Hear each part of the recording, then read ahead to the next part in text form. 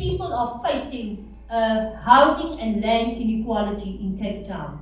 And the poorer you are, it means that you don't deserve to live in the city.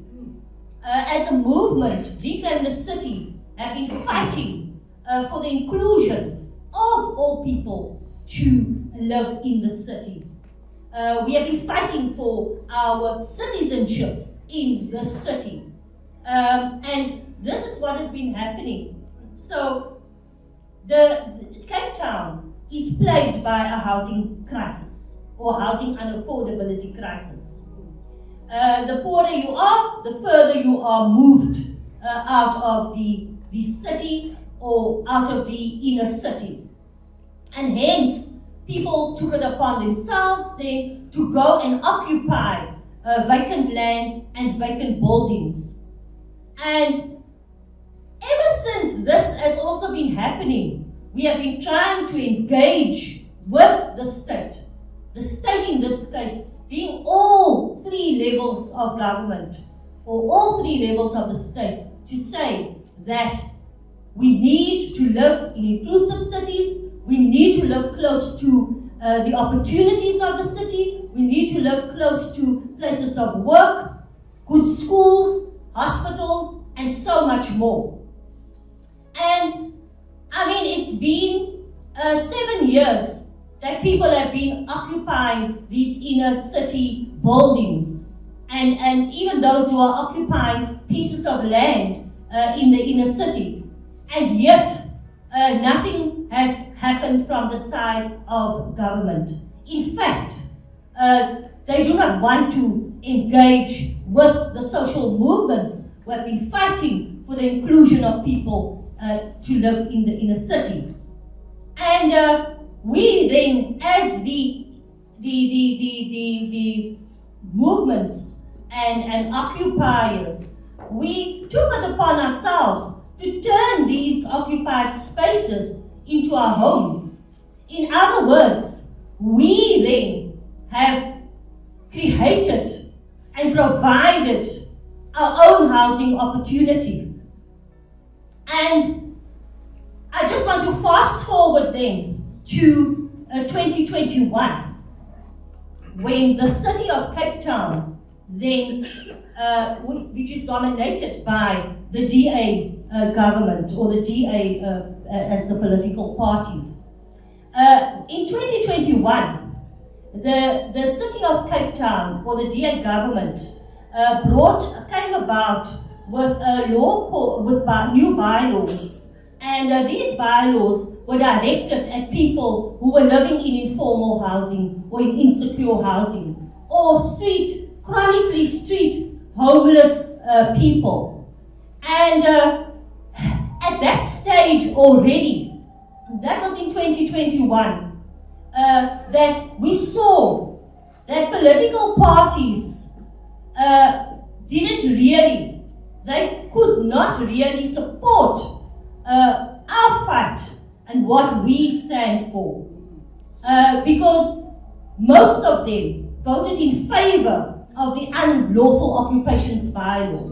So in other words, that told us that they are not interested in engaging with the issue of insecure housing or the issue of homelessness in our city. And this is actually something that it goes across the spatial divide of our country, because like these things are happening in the Western Cape, it's also happening in KwaZulu-Natal, it's happening in the inner city of Johannesburg, and in other cities. And we saw, and we see every day, because we live this reality of how, if you are a poor person in this city, how people are treated. And so, Comrade Buchle, I just want to take us a little bit into the history of elections and why elections. So in 1908, and this is the history that I've come to know and understand, that I would like to share with others too. That in 1908, only white men were allowed to vote. If you were a white male, you were allowed to vote. And this changed in 1961, where in the homelands then, there was this breakaway from the homelands, and people then in the homelands could then vote for or elect their own representatives, but that was outside the state. And then from 1971 onwards, we saw, particularly in the Western Cape, how this then changed. Where, and this is still our reality today, people of color were allowed to vote. Men of color were allowed to vote from 1971 onwards, only if they owned property. So only if you were rich or you were wealthy, only then you were given the power to vote or to make your voice heard. And we still see this today, how the voices of the wealthy or the issues of the wealthy are prioritized above the basic needs of the poor. And in our case, it is prioritized above the basic needs of service delivery when it comes to housing, water, electricity, good schools, and so much more. We still see how the government has continued, or not the government, but how the state has continued with us. And so it's not very easy, Comrade Buchle, for us to put our eggs into one basket because of this inequalities that still exist today. We are actually living these realities. And I'd just like to end. And I think when we go and vote, comrades, we need to first of all know who is the government. So the government is all of us sitting here. It's the people. We are the government. Who is the state? The state is an institution that is elected by the people to represent the people and the needs of the people.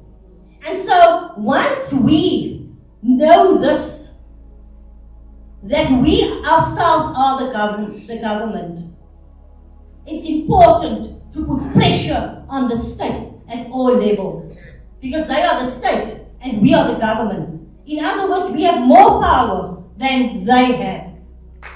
And so just in ending, what is the kind of state then? Let's not say government, because we are the government.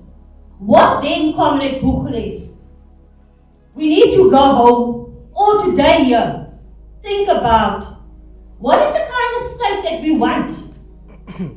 Do we want a welfare state? Do we want a state that is led by communities or driven by communities?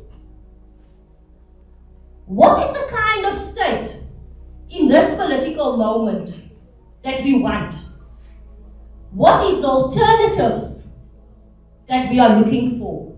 What is the alternatives we want? Because in many cases, we as the government, we as the people, have already provided some of these alternatives as communities.